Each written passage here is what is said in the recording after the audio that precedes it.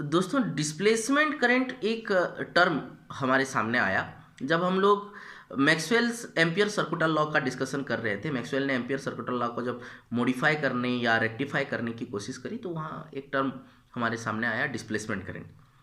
तो वाकई में डिस्प्लेसमेंट करंट होता क्या है और क्या क्या इसके प्रॉपर्टीज होते हैं, आइए उसे देखते हैं। तो हमारा सवाल है कि what is displacement current and what are its properties. जैसे कि हमारा सवाल है कि what is displacement current and what are its properties. पहली बात तो डिस्प्लेसमेंट करंट की डिस्कशंस वही पैरेलल प्लेट कैपेसिटर वाले कॉन्सेप्ट्स में से आया था जब मैक्सवेल ने इसे एक पोटेंशियल डिफरेंस दे दी। क्योंकि पोटेंशियल डिफरेंस प्रोवाइड किया गया था इसलिए यहां पर एक करंट सेटअप हो रहा था जिस करंट के चलते ये कैपेसिटर इस पोटेंशियल डिफरेंस से चार्ज ड्रॉ कर रहा था। जैसे जैसे यहां पर चार्ज वो ड्रॉ करने लगा, इस जगह में इलेक्ट्रिक फील्ड चेंज होने लगी। इलेक्ट्रिक फील्ड चेंज होने के कारण यहां पर जो फ्लक्स बनता था उस फ्लक्स में चेंजेस आए और उन्होंने कहा कि जब कभी भी फ्लक्स में चेंजेस आएगा तब एक करंट वहां पे सेटअप होगा, उसी को डिस्प्लेसमेंट करंट कहा जाता है। ये वाली करंट ये कंडक्शन करंट है, ये वाली करंट ये डिस्प्लेसमेंट करंट है। तो फिर हम इसे कैसे डिफाइन कर सकते हैं? हम डिफाइन कर सकते हैं कि displacement current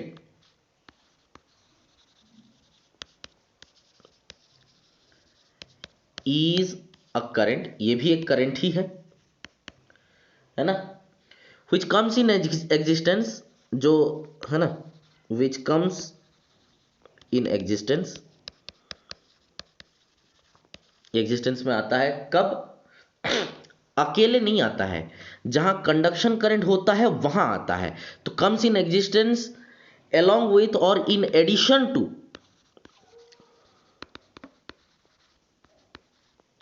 conduction current.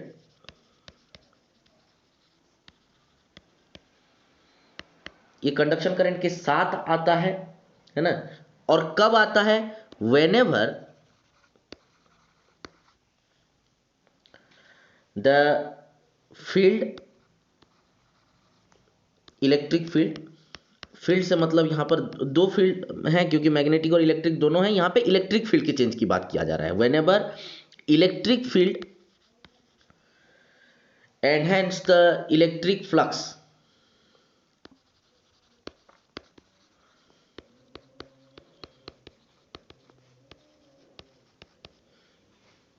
Changes with time.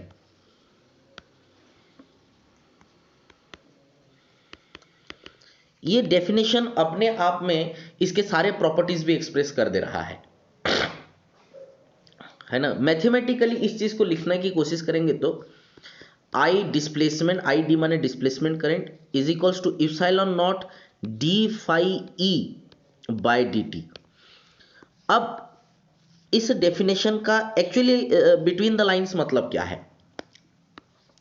Displacement current which comes in existence in a circuit, एक सर्किट में आता है, in addition to conduction current. अगर कंडक्शन करंट है तभी डिस्प्लेसमेंट करंट आएगा, अगर डिस्प्लेसमेंट करंट है इसका मतलब कंडक्शन करंट भी पक्का होगा, है ना।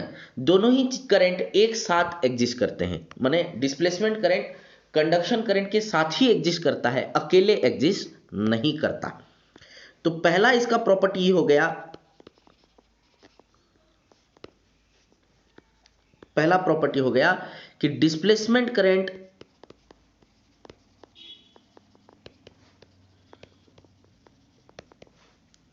Exist along with conduction current।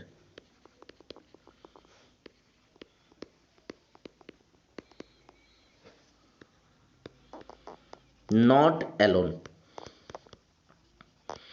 ये अकेले एग्जिस्ट नहीं करता in any circuit.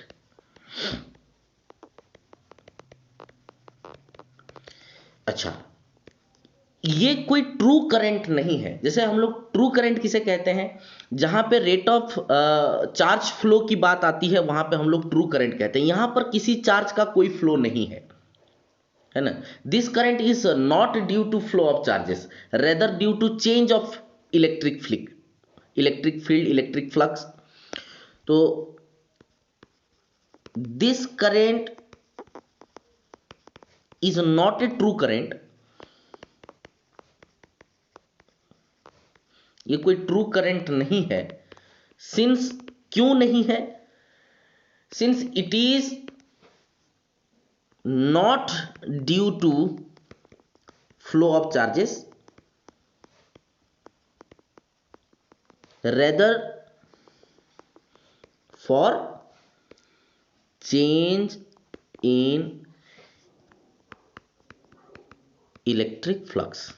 Electric flux में चेंज आने के चलते ये जो करंट है ये एस्टैब्लिश हो रहा है, इसलिए ट्रू करंट नहीं है। तीसरी प्रॉपर्टी इसकी ये आ गई कि जहां एक कंडक्शन वो आ गया है ना, कंडक्टर जैसे वायर जैसा एरिया आ गया है ना, तो वहां पे ये आपका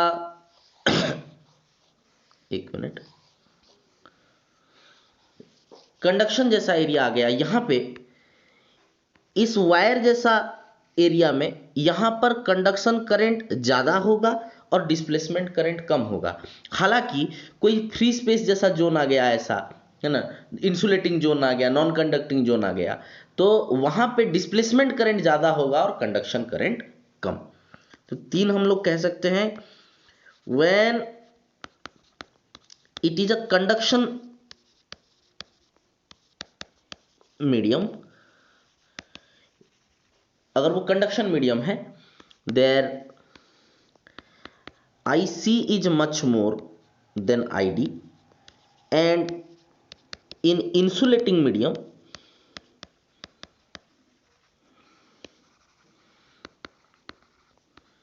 ID is much more compared to IC।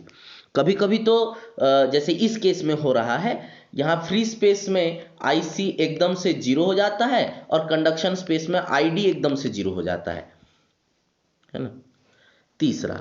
चौथा प्रॉपर्टी इनका ये है कि अकेले ये कॉन्टिन्यूअस नहीं है, ना कंडक्शन करंट अकेले कॉन्टिन्यूअस है, ये यहां तक आके रुक जाता है, यहां से यहां तक ये जो बीच का जोन है, ये जो फ्री स्पेस का जोन रहा है यहाँ पे दो पैरेलल प्लेट के बीच में, यहाँ पे तो कोई कंडक्शन जोन नहीं है, तो करंट कंटिन्यूअस कैसे होगा? ये यहां से यहां तक करंट आया, फिर यहां से यहां तक फ्लो कर गया। अब ये दोनों बीच का जो स्पेस है, ये वाली स्पेस, यहाँ पे तो खाली जगह है, तो खाली जगह है तो चार्ज तो फ्लो करने नहीं वाला, ये कैसे पॉसिबल हुआ? तो इंडिविजुअली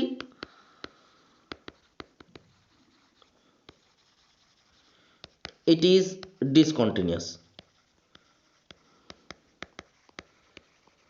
ये इंडिविजुअली डिसकंटिन्यूअस होता है, लेकिन but along with conduction current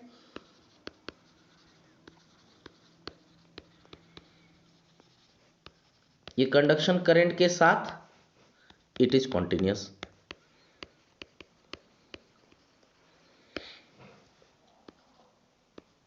पांचवा, इसमें ओम्स लॉ का प्रभाव नहीं रहता, ये ओम्स लॉ को नहीं मानता, इट डिसओबे और it do not obey Ohm's law. ये करंट पे ओम्स लॉ का कोई इंपैक्ट नहीं होता। इस तरह से हमको पता चला क्या होता है डिस्प्लेसमेंट करंट और क्या होते हैं उसकी प्रॉपर्टीज। चलिए डिस्प्लेसमेंट करंट को लेकर के एक आध छोटे छोटे न्यूमेरिकल अगर हो सकता है तो उन पे भी नजर डाल लेते हैं। मान लीजिए एक सवाल देता है कि if electric field in a region change from 0 to 30 newton metre square coulomb inverse in 6 second, what is the displacement current in the region. मान लीजिए वो क्या क्या दिया है, इनिशियल फ्लक्स दिया है, मैंने इलेक्ट्रिक फ्लक्स वो है 0, फाइनल इलेक्ट्रिक फ्लक्स दिया है, ये फाइनल वाला दिया है, ये इनिशियल वाला था वो फाइनल वाला है, वो कितना है, वो है जी 30 newton metre square coulomb inverse, है ना। तो ऐसे सिचुएशन में डेल्टा फाई क्या होगा, डेल्टा फाई आपका बन जाएगा 5 फाइनल माइनस 5 इनिशियल, माने 30 newton metre square coulomb inverse -0 और बाय डेल्टा टी, और डेल्टा टी कितना दिया ये सब होने के लिए, टाइम क्या है, टाइम दे दिया जी 6 है ना, 6 सेकंड्स दिया है यहाँ पे देखो। तो delta five by delta T दे दिया। हमें क्या चाहिए, हमें चाहिए डिस्प्लेसमेंट करंट आईडी।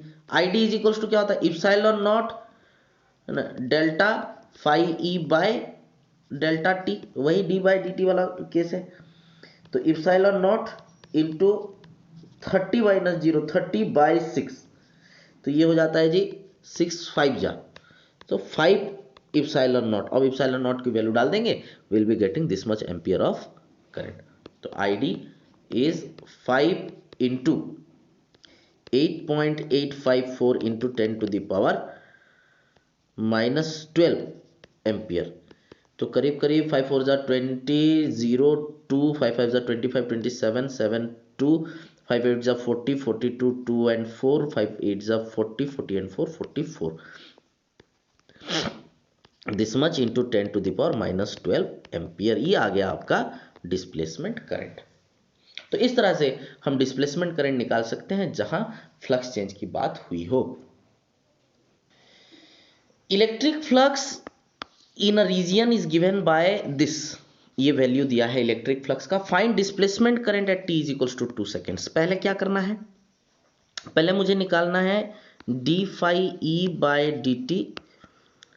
तो ये हो जाता है जी d by D T of 3t² plus 5t, ये जो मेरे को फाई का वैल्यू दिया है। So this became 3d by D T of t² plus 5d by D T of t। तो ये बन जाता है 3 इंटू 2t प्लस 5। तो सीधी सीधी ये बन गया d phi E by D T is equals to 6t plus 5, इतना आ गया d phi E by D T.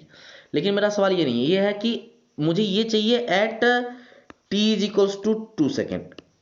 तो अभी यहाँ पे जहाँ पे t लगा है वहां पे मुझे डालना है 2।